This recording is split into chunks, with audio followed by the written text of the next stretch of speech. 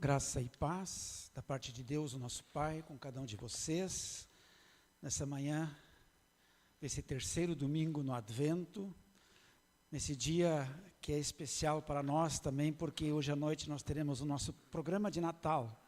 Então é um dia de Natal para nós.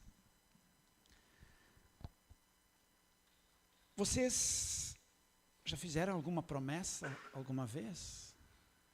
Com certeza sim, né? Todo mundo faz promessas. Vocês cumpriram essas promessas assim, religiosamente? Não cumpriram? Qual é uma das promessas feitas que a gente conhece assim no nosso meio, que é a mais quebrada hoje em dia? Que tem a ver com a nossa família, tem a ver com a nossa sociedade. Talvez a gente possa dizer assim que a promessa de casamento pode ser uma delas. A promessa de fidelidade.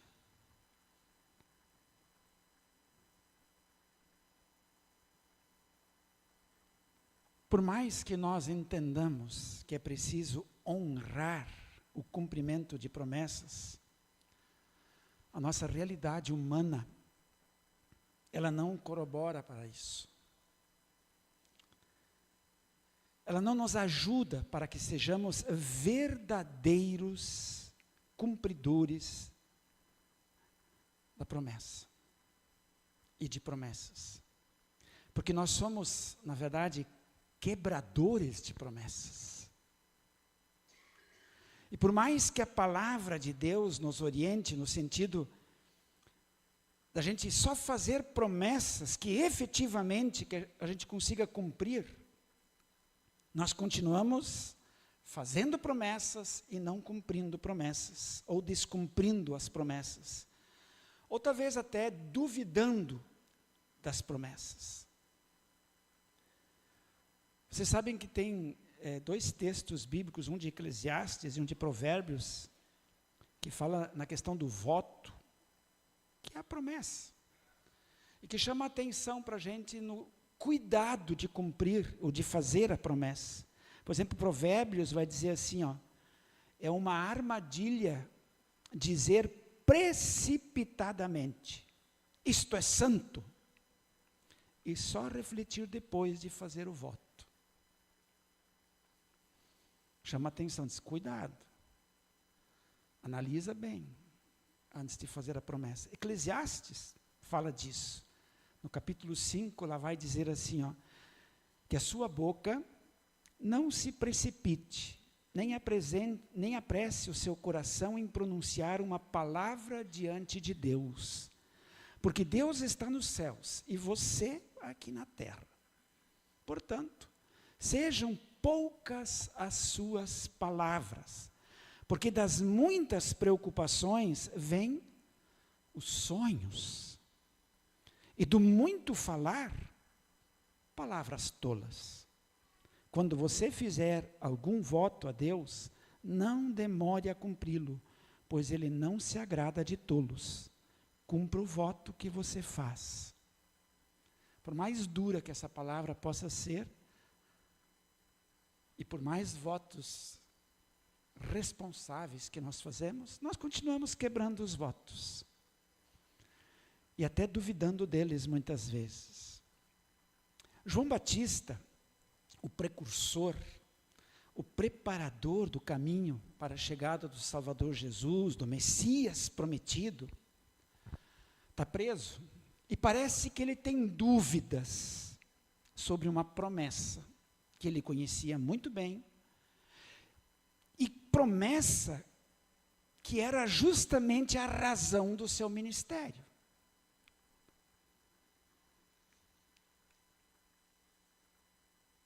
Ele diz, lá no capítulo 7, que nós ouvimos, o pastor Joel leu para nós, versículo 18, diz assim, todas essas coisas foram relatadas a João pelos seus discípulos. O que Jesus vinha fazendo, né?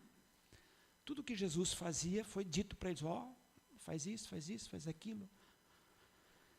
E João, chamando dois deles, enviou-os ao Senhor para perguntar: você é aquele que estava para vir ou devemos esperar outro? Quando os homens chegaram a Jesus, disseram: João Batista nos enviou para perguntar: o Senhor é aquele que estava para vir ou devemos esperar outro? A dúvida de João Batista revela o coração humano. O coração humano que duvida.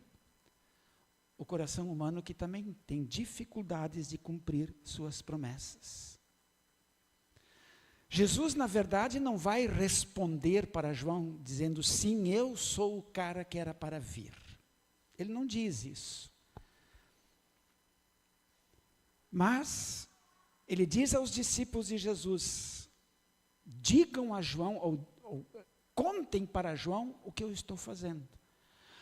Os feitos realizados por Jesus, as coisas que ele fazia é que testemunhavam a respeito dele. Se ele é de fato aquele que deveria vir. Jesus veio. Jesus nasceu. E veio com um propósito. João prepara esse caminho. João prepara tudo para Jesus chegar, e Jesus chega. João ouve a respeito de tudo o que Jesus faz, e assim mesmo tem dúvidas. Há outro? Há outro? Devemos esperar outro? Jesus é de fato o prometido das nações. O que Jesus então diz para aqueles discípulos de João Batista? Diz: naquela mesma hora Jesus curou muitas pessoas de doenças, de sofrimentos e de espíritos malignos, e deu vista a muitos cegos. Então Jesus lhes respondeu dizendo: voltem e anunciem a João o que vocês viram e ouviram. Os cegos veem, os coxos andam, os leprosos são purificados, os surdos ouvem, os mortos são ressuscitados, e aos pobres está sendo pregado o Evangelho. E bem-aventurado é aquele que não achar em mim motivo de tropeço. A dúvida, ela pode ser cruel, no sentido de até bloquear o nosso testemunho. Se eu não tenho certeza de quem é Jesus e o que ele fez por mim, eu não consigo testemunhá-lo. Eu não consigo nem viver de acordo com a sua vontade. Porque algo dentro de mim sempre vai querer fazer aquilo que eu quero, a minha vontade. Ter certeza quem é o Salvador, de que não há de fato outro, e de que de fato Jesus é o prometido das nações, ter essa convicção faz toda a diferença. Nós também podemos olhar no texto bíblico, ver todos os relatos a respeito de todas as coisas que Jesus fez. Mas ainda assim, a dúvida pode estar no nosso coração. E essa dúvida, só a graça de Deus pode mudar, só a graça de Deus pode transformar. Quando nós ouvimos, por exemplo, o texto de Sofonias, o profeta Sofonias ali, naquele texto do Antigo Testamento, ele vai instigar, na verdade, o povo a não temer o mal, porque eles estavam sob um jugo, sob uma escravidão, sob algo que os deixava angustiados e aflitos. E ele diz: mas vocês podem se alegrar com a salvação que está para vir.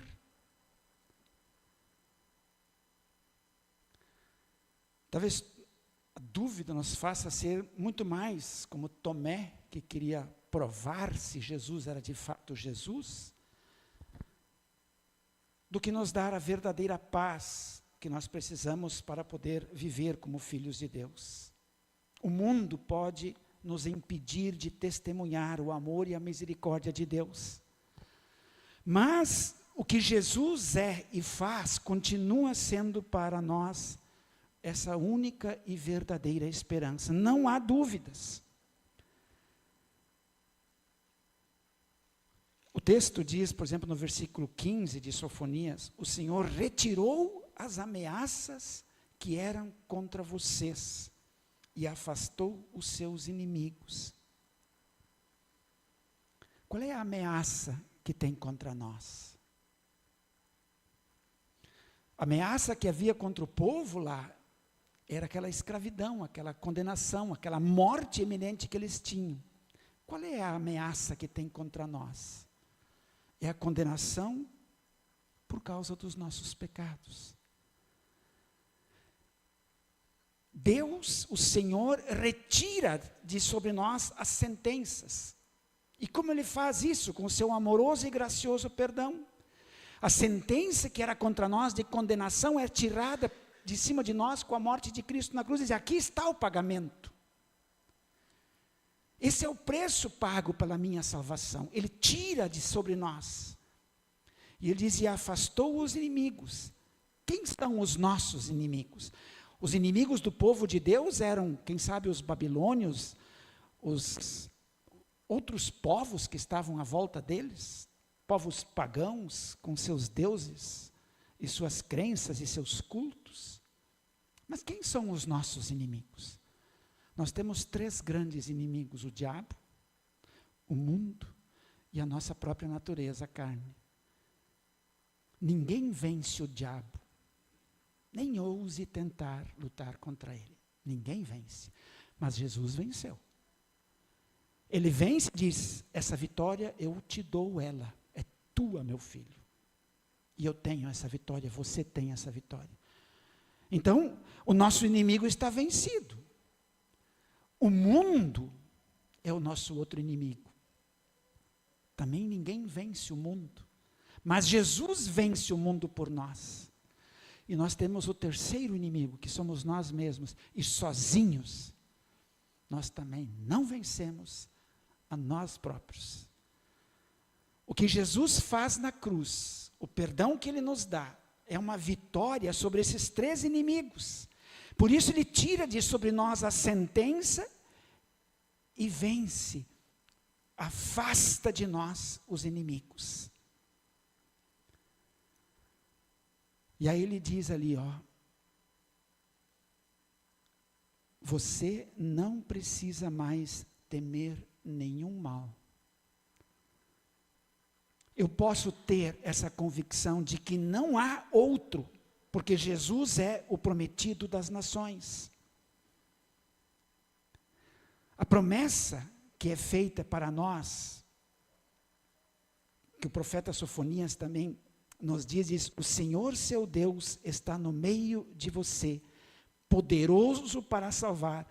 Ele ficará muito contente com você, Ele a renovará no seu amor e se encherá de júbilo por causa de você. Como é que o Senhor está no nosso meio? Palavra, batismo, Santa Ceia. Ele vem, Ele está no nosso meio. Por quê? Porque Ele quer fazer isso. Ele quer ser o único. Não há outro. Ele é o prometido das nações. Ele é o nosso Salvador. Ele é aquele que está aqui para nos salvar. Ele é aquele que veio, Ele se cumpriu essa promessa.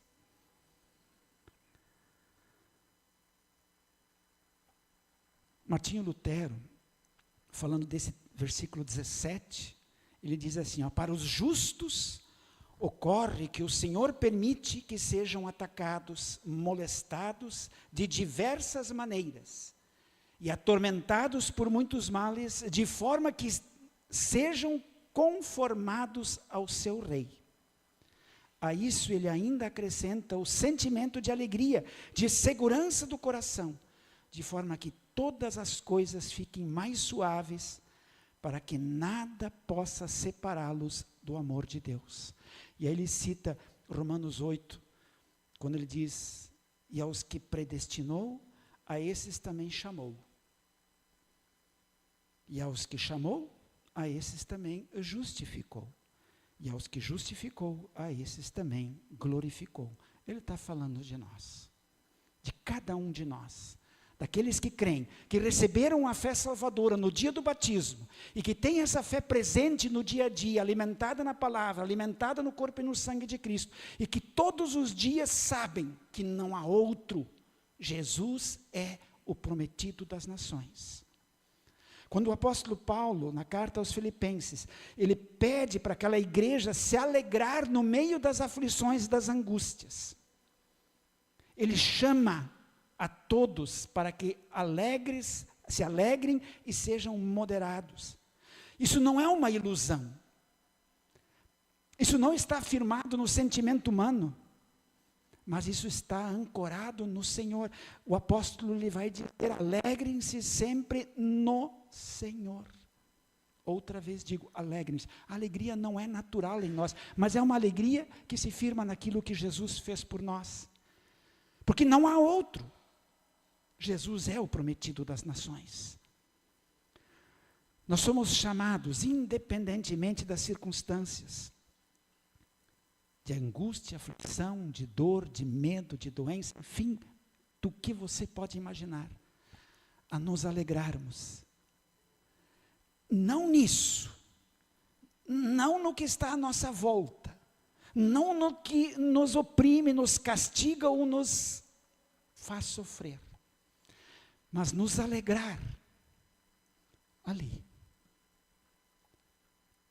em Jesus, o prometido das nações, porque não há outro, há só Ele, o nosso Salvador. Ele está perto de cada um de nós. Ele está no batismo, Ele está na Santa Ceia e Ele está na palavra. Querido irmão, querida irmã, confiar na graça e no amor de Deus e viver cada dia de nossas vidas nessa certeza nos faz viver em paz e nos faz ser testemunhas da graça e do amor de Deus. Se nós temos dificuldades com as promessas, se temos dúvidas das promessas,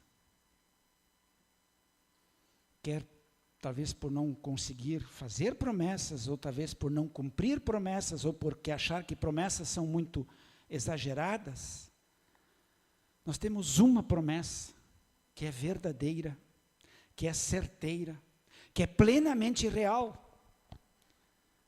e que não nos vai decepcionar jamais. Jesus é o prometido das nações. Não há outro. João Batista teve esse consolo.